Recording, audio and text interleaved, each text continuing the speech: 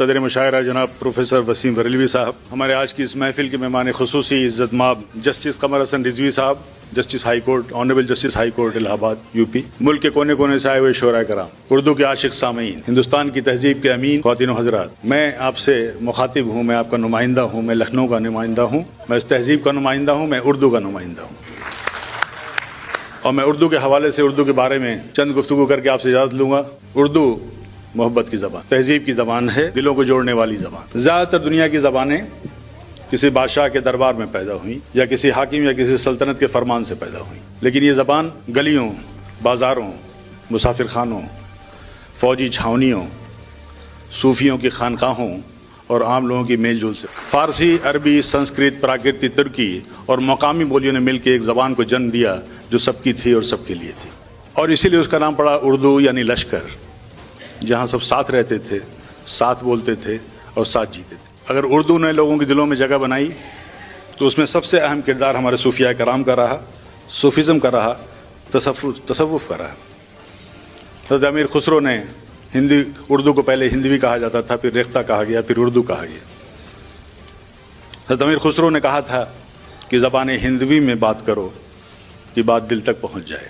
بابا فرید، خواجہ دل نواز، شاہ پیرا، ان سب نے اردو کو عوام کی زبان بنایا، دربار کی زبان نہیں، دل کی زبان بنایا۔ اور یہ وہ خانقاہیں تھیں جو اردو کی پہلی دستگاہ تھی، اردو کی پہلی یونیورسٹی تھی، جہاں مذہب سے پہلے انسانیت پڑھائی جاتی تھی۔ جب اردو گفتگو سے ادب تک پہنچی تو اردو شاعری، یہ اردو شاعری تھی جس سے میر تقی میر نے درد کو لفظوں میں ڈھالا، غالب نے فکر کو آسمان عطا کیا، سودا نے سماج کو آئینہ دکھایا، اقبال نے قوم کو خواب دیے اور فیض نے انقلاب کو غزل بنا دیا۔ انہوں نے بتایا کہ غزل انقلاب ایک نعرہ نہیں بلکہ ایک لہجہ ہے، اور جب یہی اردو نثر میں پہنچی تو سر سید احمد خان نے ہمیں شعور دیا، سماج کو جھنجھوڑا۔ شبلی نعمانی نے تاریخ کو وقار دیا، منشی پریم چند نے مزدوروں کسانوں کو آواز دی۔ معزز حاضرین، اردو کی مقبولیت کی ایک نمایاں سبب مشاعروں کی روایات ہے۔ یہ مشاعرے ہیں جہاں زبان کتاب سے نکل کر دل کی دھڑکن بن جاتی ہے۔ یہ مشاعرے ہیں جو اردو کی روح ہے اور اردو مشاعروں کی جان ہے۔ یہ مشاعرے جنہوں نے یہ بتایا، ان مشاعروں نے یہ کہا کہ یہاں بادشاہ اور فقیر ایک صف میں بیٹھتے ہیں، یہاں صرف اشعار بولتے ہیں، عہدے نہیں، یہاں لفظوں کی حکومت ہوتی ہے، کرسی کی نہیں۔ یہ اردو کی جمہوریت ہے۔ اور آج وجین سنگھ پرواد صاحب جیسے بزرگ معزز شاعر، پرتاپ سومونسی صاحب جیسے مقبول شاعر کی موجودگی اس بات کو ثابت کرتی ہے کہ مشاعرے جمہوریت کی ایک خوبصورت مثال ہے۔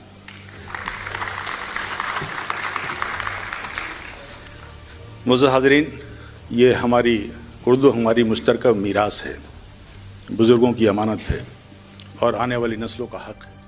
یہ اردو فلموں میں، اشتہاروں میں، میڈیا میں، شاعری میں، گیتوں میں زندہ ہے، لیکن ہماری نئی نسلوں کی ذمہ داری ہے کہ ہم اس کو اسکولوں میں، گھروں میں اور اپنے موبائلوں میں زندہ رکھیں، کیونکہ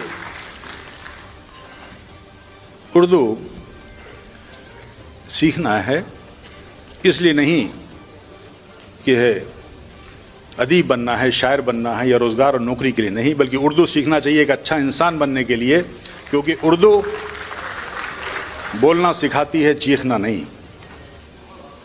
اردو اختلاف سکھاتی ہے، نفرت نہیں۔ اور میں آخری بات آپ سے کہہ دوں کہ جب تک میر کی سادگی رہے گی، غالب کی فکر رہے گی، اقبال کے خواب رہیں گے، فیض کی امید رہے گی اور پریم چند کا درد رہے گا اور آپ کا ذوق رہے گا، اردو زندہ رہے گی۔ میں بس آپ سے یہی استدعا کرتا ہوں کہ اردو کو سینے سے لگائیے تاکہ دنیا یہ کہہ سکے جو کبھی داغ دہلوی نے کہا تھا کہ اردو ہے جس کا نام ہم بھی جانتے ہیں داغ، سارے جہاں میں دھوم ہماری زباں کی ہے۔ معزز حاضرین، آج کا مشاعرہ اس لیے بھی اہم ہو جاتا ہے کہ یہاں انصاف بھی موجود ہے اور اشعار بھی موجود ہیں۔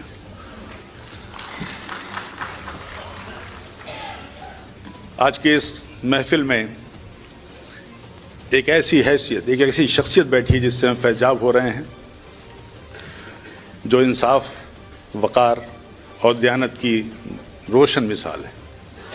آج ہمارے بیچ ہمارے مہمان خصوصی معزز آنریبل جسٹس قمر حسن رضوی صاحب تشریف فرما ہیں، جو عدالت کی دنیا میں ایک معتبر نام ہے۔ وہ ایک معتبر نام ہے لیکن ادب سے، تہذیب سے اور اردو سے گہرا ذوق رکھتے ہیں۔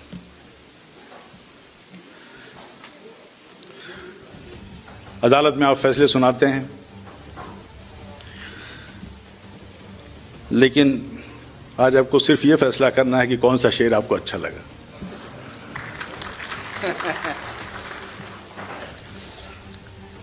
آپ کے ایک جملے سے لوگوں کی قسمت بدل جاتی ہے، لیکن ہماری یہ امید آپ سے ہے کہ آپ کی ایک مسکراہٹ سے ہمارے شاعروں کے حوصلے بڑھ جائیں گے۔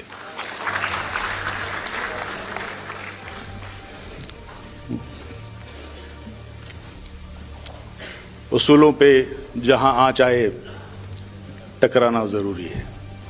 اصولوں پہ جہاں آنچ آئے ٹکرانا ضروری ہے، جو زندہ ہو تو زندہ نظر آنا ضروری ہے۔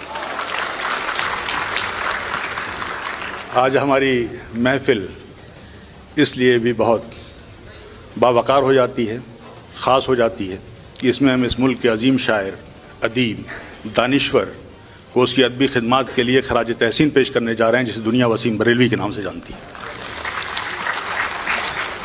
آپ سب اس بات سے بخوبی واقف ہیں کہ وسیم بریلوی ایک فرد نہیں، ایک ادارہ ہے، ایک شخص نہیں، ایک انجمن ہے، ایک نظام ہے، ایک تنظیم ہے، ایک اسکول ہے، ایک درسگاہ ہے۔ اور ان کا مقام دوسرے شاعروں سے اس لیے بھی ممتاز ہے، اہم شعراء سے، کہ وہ صرف ہماری زبان کے نہیں بلکہ ہماری اس ملک کے مشترکہ تہذیب کے سفیر ہیں، اس کے نمائندے ہیں۔ ہم آپ کے شکر گزار ہیں کہ آپ نے ہماری درخواست قبول کی، اس چھوٹی سی محفل میں آ کے اس کے وقار کو بڑھایا، اور آپ نے ہمیں یہ بھی موقع دیا کہ آپ کی کتاب، جو آپ کی شاعری اور شخصیت پہ مبنی کتاب ہے، جسے جہان کتب نے خاص طور پہ پبلش کیا ہے، خاص شمارے کے طور پہ اس کا رسم اجرا بھی ہوگا۔ ہمارے ایک دوست ہیں جو کبھی سنجیدہ نہیں رہے، آج کل وہ دبئی میں مقیم ہیں، لیکن انہوں نے ایک بار بہت سنجیدگی سے مجھ سے کہا تھا کہ دیکھو، سامعین اور شعراء کے بیچ میں کھڑا ہونا گناہ کبیرہ میں شمار ہوتا ہے۔ میں آپ سے اجازت لوں گا۔ آپ کی سماعتوں کا بہت بہت شکریہ، بہت شکریہ۔